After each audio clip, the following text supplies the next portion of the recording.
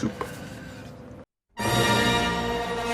Oh, cut that off before we get copyrighted. Hello, everybody, and welcome back to another episode of Nerd Soup. I am Beau Oliver, joined here today with Aaron, the Nerd Soup Monkey, and we are here to review Part 6 of the Obi-Wan Kenobi series, the series finale. And I thought they saved the best for last. It's amazing what a solid finish can do for your show. I've obviously had my problems. I thought that the show overall has been a bit inconsistent, but this was, I think, it's as close as it's gotten to greatness. And a lot of it hinged on the Darth Vader and Obi-Wan matchup that we've been waiting for the entire series, or since they announced the show, and they nailed it. It was like the best of both worlds when it comes to Star Wars fights, where you have the cool choreography, they're using their powers, the Force, the sabers, but there's so much emotion behind that fight. And that's why the A New Hope fight I always viewed it favorably, because it was more about the tension and emotion between them, and that was present in this fight as well. So like I said, best of both worlds with these two characters. I don't know, Aaron, what did you think about this episode? I think the past two episodes were the best of the season. I would agree with that. They really just play off each other so well. It could just be one big episode, and this whole series could be a movie and cut out a lot of the fat. But overall, I think I had fun with this series. I had my problems with it as well, but yeah, I mean, this is what we wanted to see this whole time. And you know, if some of the lead up wasn't the best to this moment, at least the moment itself delivered, because we've always there's that like fan film on Twitter, and we talked about the New Hope fight a lot, where we haven't really seen Vader and Obi-Wan really duke it out here. We've seen the Anakin, obviously, and technically he is Vader, but I'm talking about full suit and all that, and cool voice. Yeah, and it was cool to see these two match up at this point in their lives. Like you said, with all the emotion, all the past and the history, and obviously we all know the backstory there. It was, if anything, I'm just happy, like, from this series, I'm happy, like, we got a scene like this. Because at the end of the day, I want to be entertained, and I was thoroughly entertained during that whole sequence. Yeah, and it is tragic between them, because it's letting go of your past for better or worse. For Obi-Wan, it is for better, so he could become more hopeful, and eventually help them with this fight. And for Darth Vader, it's for worse, because he is still holding on to a part of him that was a Jedi, that was a hero. In order to fulfill his destiny as Lord Vader, he needs to let go of that. So I think this finale, like you said, with Part 5 and Part 6, it makes me look back on the earlier episodes more favorably, because it's now a journey I'd be willing to take again, especially, like I said, with the way they concluded it. Although, you know, there's some issues we may have with the very end of this fight. But like I said, overall, it was a great episode, and it begins, you know, they're chasing them in the Star Destroyer. That thing really moves, huh? It doesn't look like it's moving, but it's just so fucking massive. Can you imagine if the U.S. military had one of those? Don't give them any ideas. I already pay enough taxes. I was waiting for them to be like, oh, we're almost out of gas.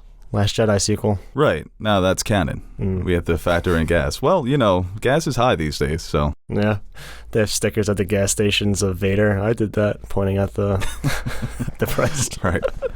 Speaking about letting go of your past, in this moment, it's something Vader can't do. So he has the chance to snuff out what would eventually become the rebellion, or part of the rebellion. These people, you know, not only saving just innocent lives, but the Jedi, you know, helping to preserve this fighting force that, you know, maybe will come back one day, right? A new hope is developing. But Vader can't let that go. Yeah, you like how that tied that in, right? Yeah. Yeah, episode 4. Still doesn't make sense, but I thought the Inquisitor was going to get a force choke. But that respect, I guess there is a respect there. It's similar to Tarkin. I wish we could have gotten more fighting from that character. I don't know how often he fights in Rebels, and I would have liked to have seen how strong he actually is. Maybe a better fight between he and Reva. Looking back, I think that moment definitely could have ended in a fight instead of her just getting the cheap shot in the gut, because he obviously came back. And he's trying to tell him, listen, this is the right thing to do for our mission, but Vader's got his own personal mission. And it's similar to the conversation Obi-Wan has with Roken. So I enjoyed the light and dark parallels of this episode. They're struggling with the same thing, but like I said, they're heading in different directions. And you know, little Leia obviously has been, I guess, controversial for fans.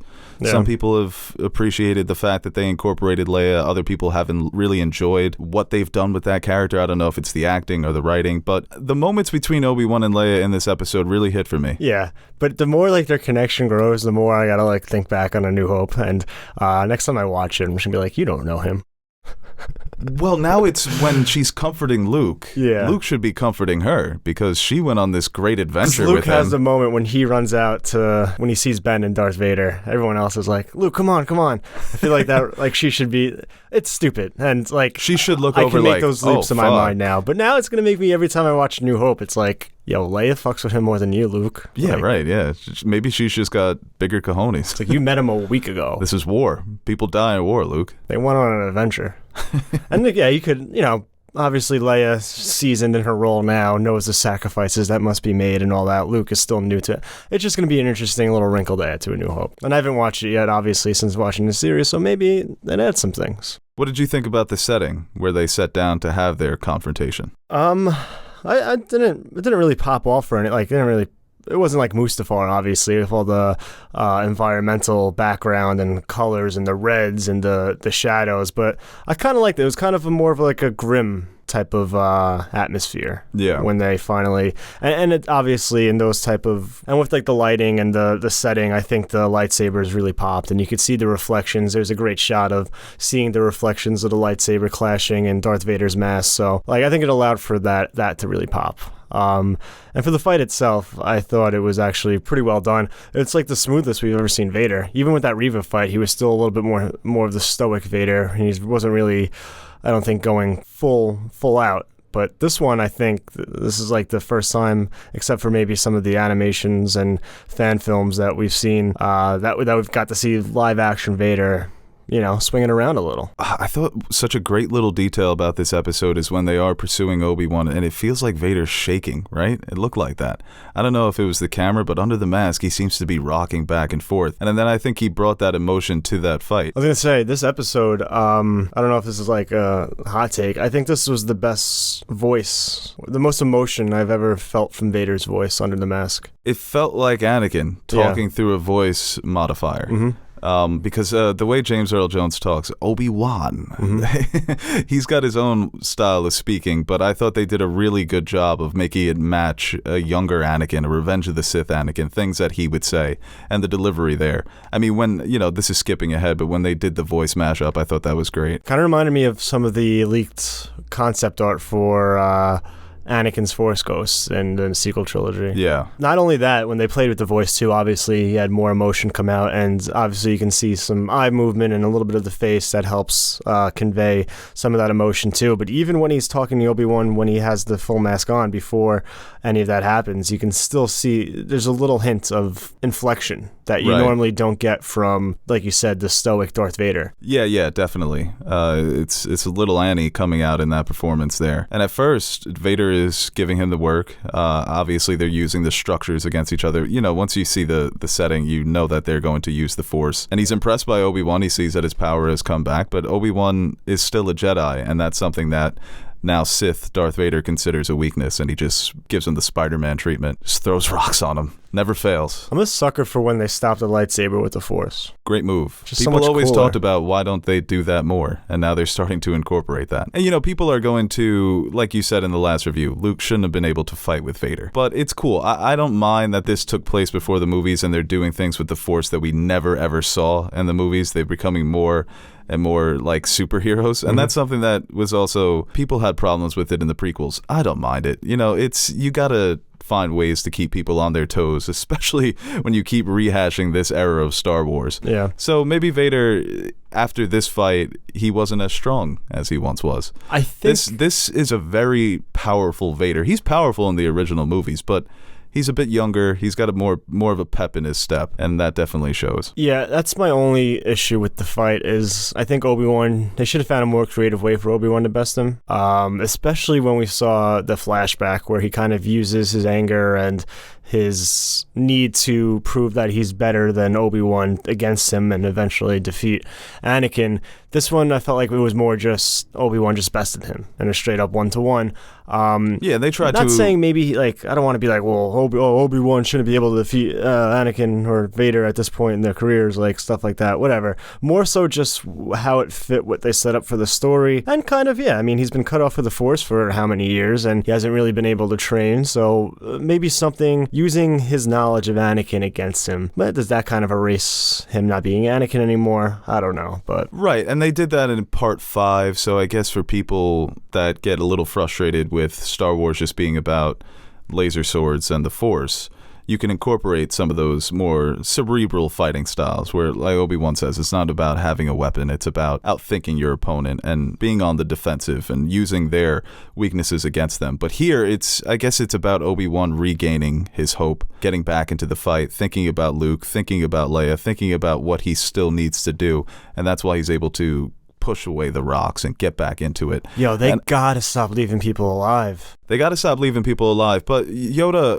when Luke asked Yoda in Episode 5, is the dark side stronger? And he said, no, it's easier, it's quicker. It's more of a temptation because it's, like he says, it's a shortcut to power. But maybe this proves that when you have that hope, you can overcome the darkness, that it is a stronger power, that maybe it takes more time to get to that point. Like Yoda says, it's the harder road. But once you get there, you can overcome even the most extremes of hatred and rage. And I think that's what these two characters represented in that moment, because there is some confliction throughout these first 5 episodes. And by the time you get to Part 6, they are who they are moving forward for the rest of their lives, except for, Vader at the very end changes.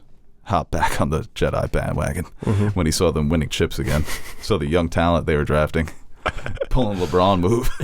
It's like, oh, Kyrie, trade Wiggins for love? Okay. Yeah, let's do this. And then he dies. Not just because obviously Obi-Wan needs to survive, but like story-wise, they did it like 4 different times this season alone.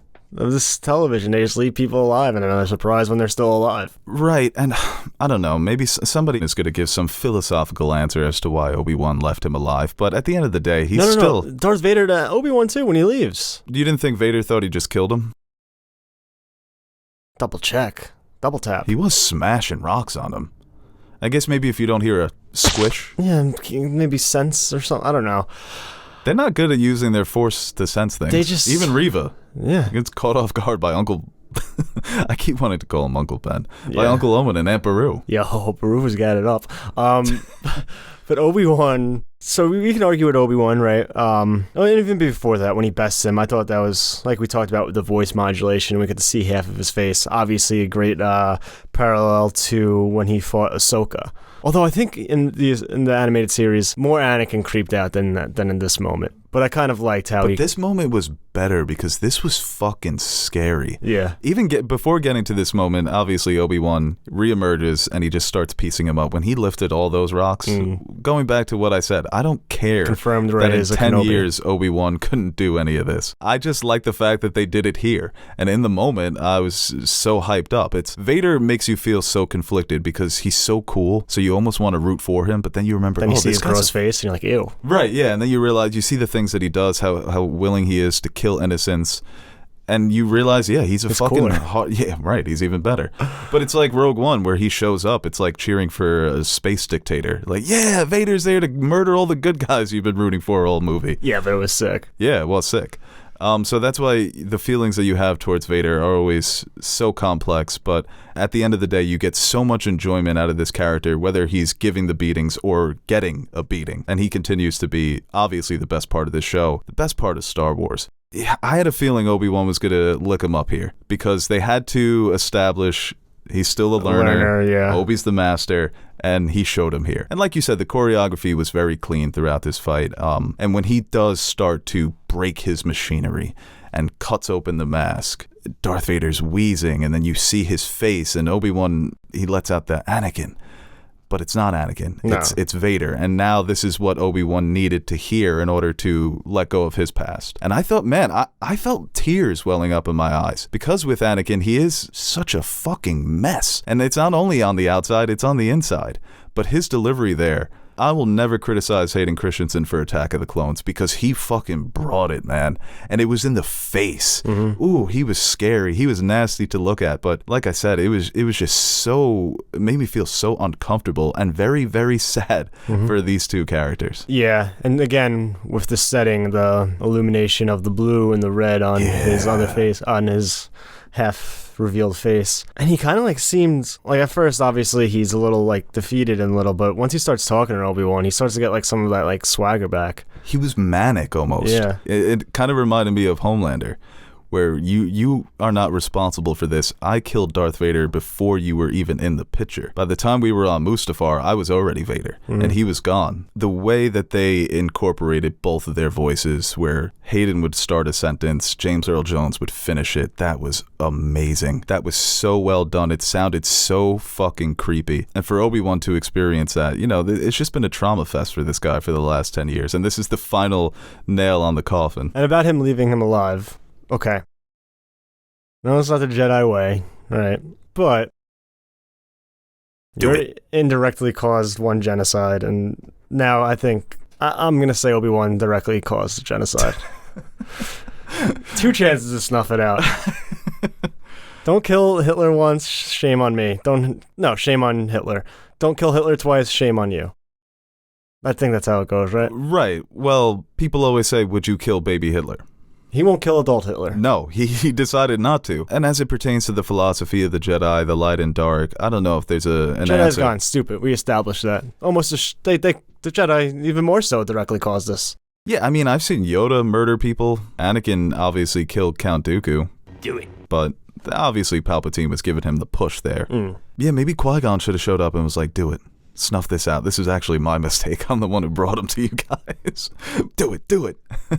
And you couldn't see Qui-Gon there by then. Obviously, I mean, I don't know. They can't. To me, it truly doesn't make sense. I think there should have been a better way to end this fight on a stalemate. But I don't know. Maybe it just works for the 2 characters, right? Because it's such an emotional goodbye between them, and obviously they're going to eventually reunite in A New Hope, and we know how that ends. And you could see that they have truly let go of the past there. Obviously, Obi-Wan still thinks back fondly on his time with Anakin, and there is always going to be that element of guilt, but there's so much more that went into it than just Obi-Wan's failures, you know? And I wish that, obviously from Anakin's perspective, he's so lost to the darkness, but there was an emphasis in the prequels on the dogma of the Jedi failing Anakin, that they were too cold, that they were too calculated with their movements, they lost all emotion, all their sense, not all of their sense, but a lot of their humanity in trying to preserve this peace that they've had for so long. They got too comfortable, and they couldn't see their flaws. I didn't expect Anakin to address that, but I wish maybe Obi-Wan would have addressed that more rather than putting it all on himself, because especially he brings Luke back into the fold and very much says we need to reestablish the Jedi. And I wish maybe they'll do this if they bring it back for season 2, talking about the different ways that we need to fight as Jedi. We see it a little bit in the end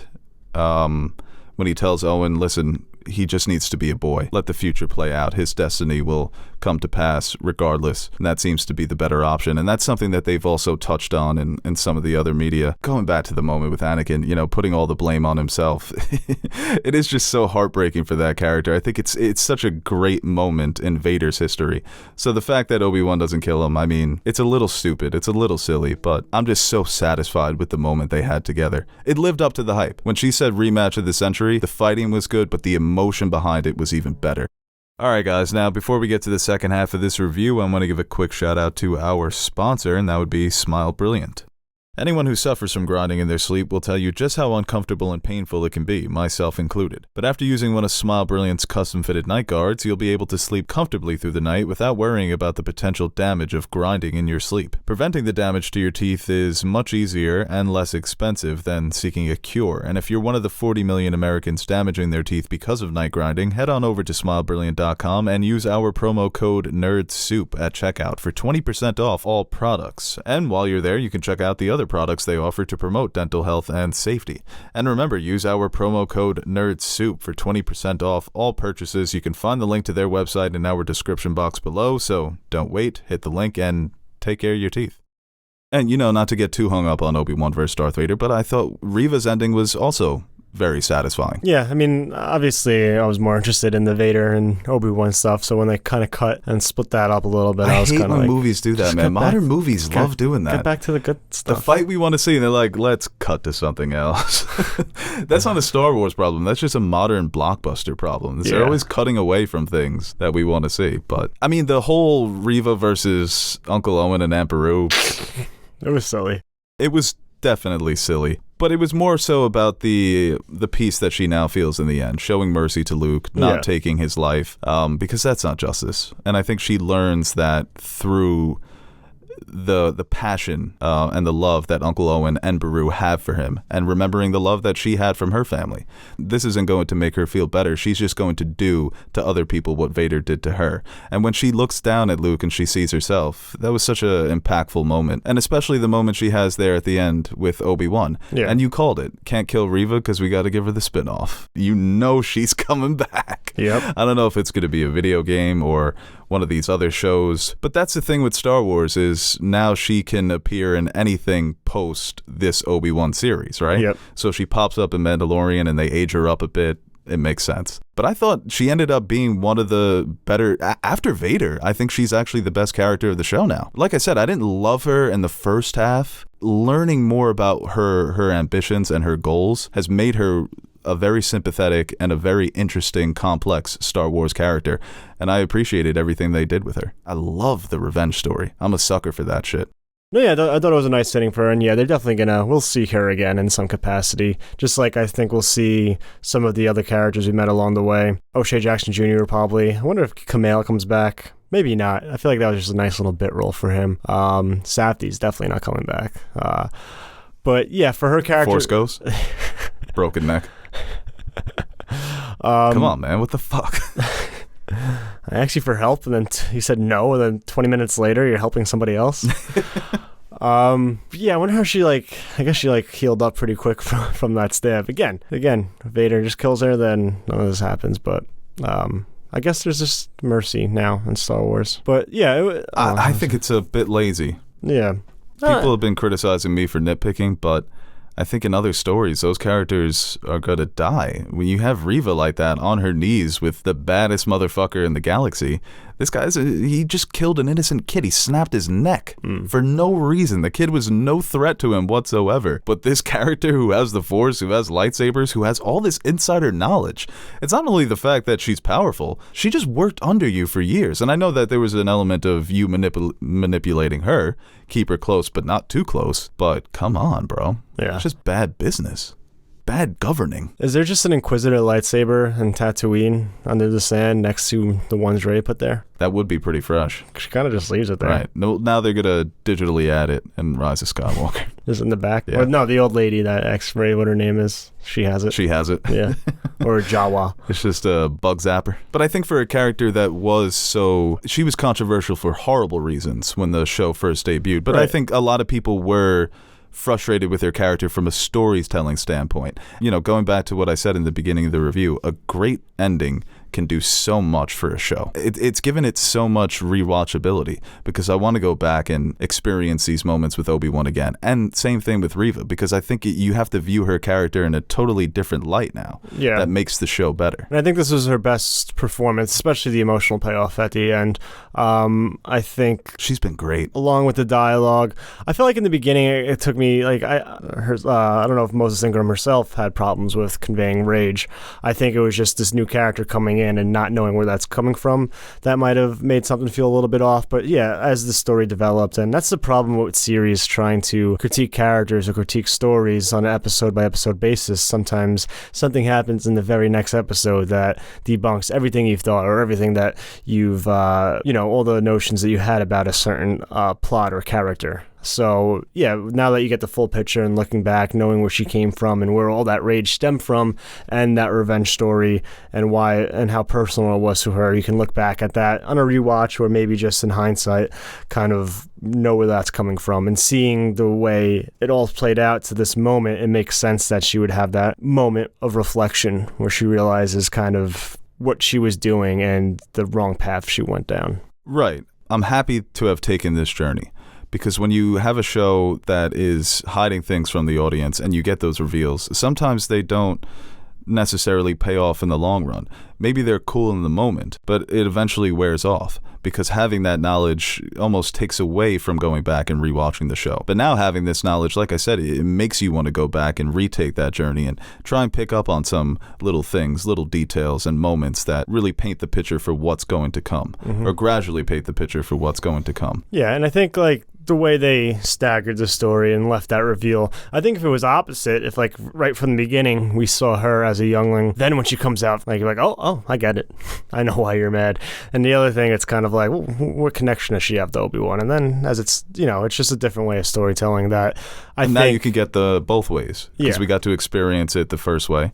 And now we have that knowledge, and we can go back. You can even splice it up. You could put those scenes in the beginning. Mm-hmm. People love editing Star Wars the way they want to see it. So Yeah. you're going to become one of those freaks? I'll probably just watch the Obi-Wan Vader fight uncut.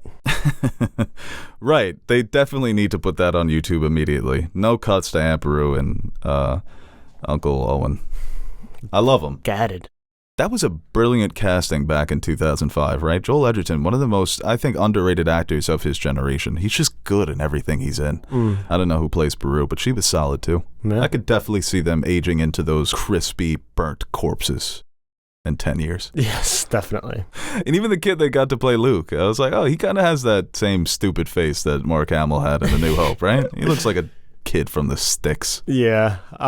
With Luke too, I guess. I'm just trying to think. He's probably like, what the hell is all that about? Well, he didn't see the lightsaber. They made a point to make sure that he didn't see the lightsaber, so he still has that moment where he's... Does he though? Does he what? See it? Get a glimpse? I thought he didn't. And not a good enough glimpse, because by the time she breaks into that very last room and he goes up through the roof, he's on the move. Okay. So she's fighting Beru, and then she chases him, turns off the lightsaber, obviously, and then he gets knocked out. So it's still a awe-inspiring moment when he first discovers what the lightsaber is in A New Hope. They did a good job with that, I think, trying to make sure there aren't too many holes. Yeah. I mean, going back and watching some of the things that Leia says about Obi-Wan, or some of the reactions she doesn't have. But you can also argue she watched her planet blow up and she was over it in like 5 minutes. So maybe she's just a hardened warrior, man. She's just cold. Yeah. That's why Leia, I always say she's my favorite human character in Star Wars after Yoda and R2, because she's just such a badass in that original trilogy, and it all came so naturally. She's running around in a dress, she's got her hair in a bun, but she's gadded up too, man. The first time you see Leia in A New Hope, she fucking shoots someone in the back. It's like, fuck you, I'm not doing this honorably. We're at war. And with little Leia, I think that moment at the end when he tells her about the qualities she got from her parents, and she has a very... adopted? You're talking about those two, right? Right back there? They're right here. You don't have to be so quiet about it. No, she's very mature. Yeah. She's able to handle it, and that's all she needed. She understands that Bail and Bail's wife, I don't know her name, are her true parents, the Organas. But that was also a moment that almost brought me to tears, seeing Obi-Wan talk about Padme and his friend Anakin. And you could see so much of both of them in Leia's character, even going back to that first original trilogy, because she's fierce, man, and she's hot-headed. Somebody get this big walking carpet out of my way.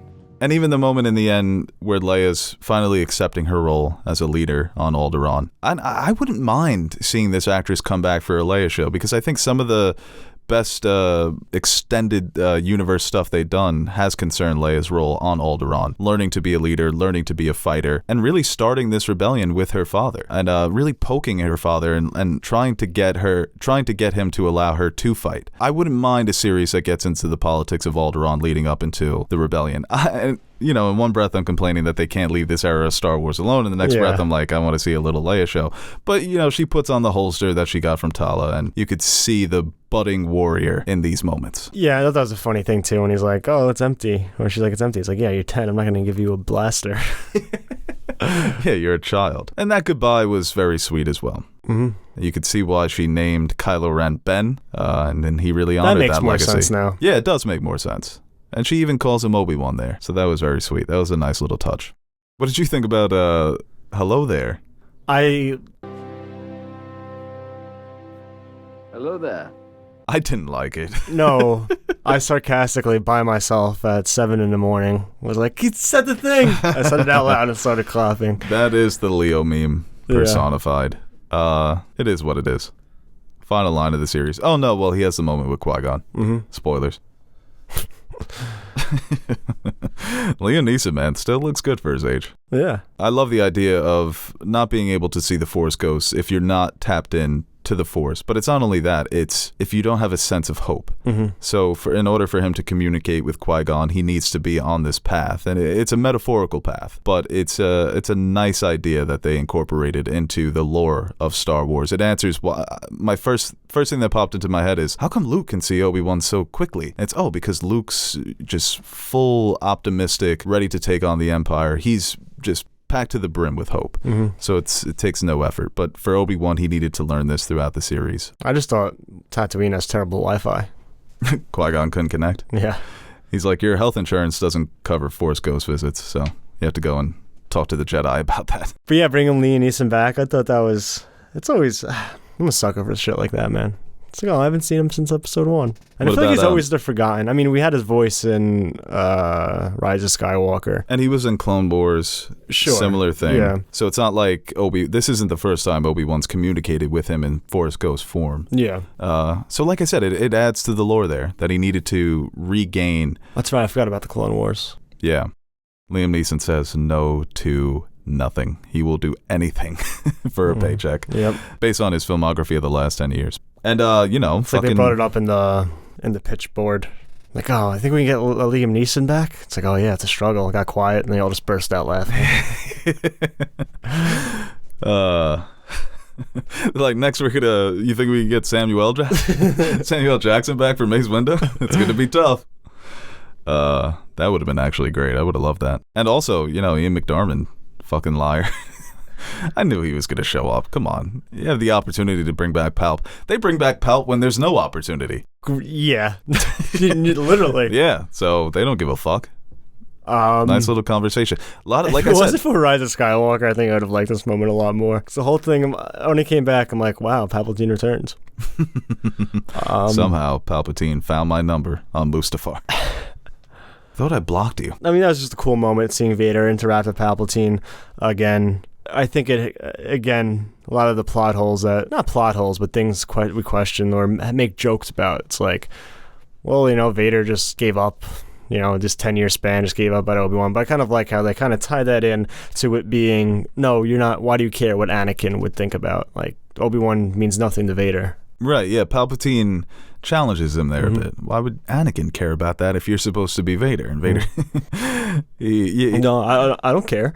Right, yeah, he becomes, once again, the obedient sheep. Yeah. Yes, Master. Of course, Master. I'll do whatever you say. But also, on the other hand, he still is one of the more powerful Jedi still roaming, so it makes sense for you to want to snuff him out. But I guess they got bigger fish to fry. Right. Well, in the beginning of the episode, Vader left that out conveniently, that we let these people get away, and they were the ones saving Jedi for the last how many years. So if Palpatine would have got wind of that, he probably would have been more pissed. But I always appreciate how Palpatine truly is a mentor and a friend to him, even if they are very evil. Yeah, they speak very cordially. They're not at each other's throats. Obviously, it doesn't end so well between them, but that's how it usually goes with Sith. But that's good advice, right? He's let go of the past so that you can be fully Darth Vader. And he takes that advice, and we see what happens over the next 10 years.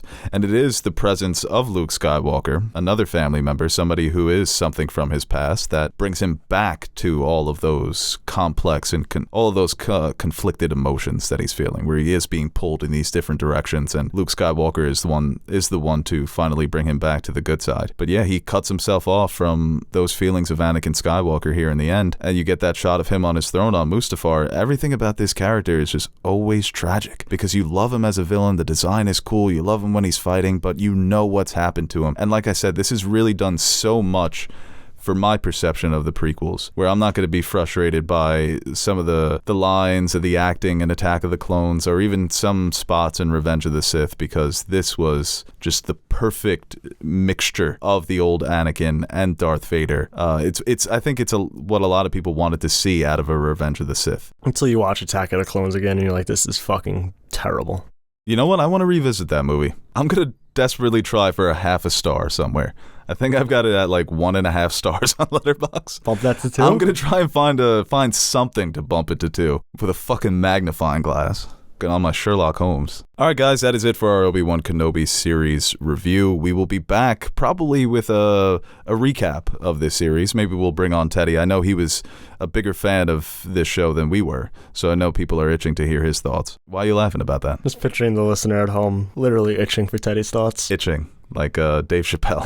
Got any more of those Teddy opinions? Make sure you follow us on social media at NerdSoup on Twitter, Instagram to get all the updates for our upcoming videos and reviews, and we'll see you next week.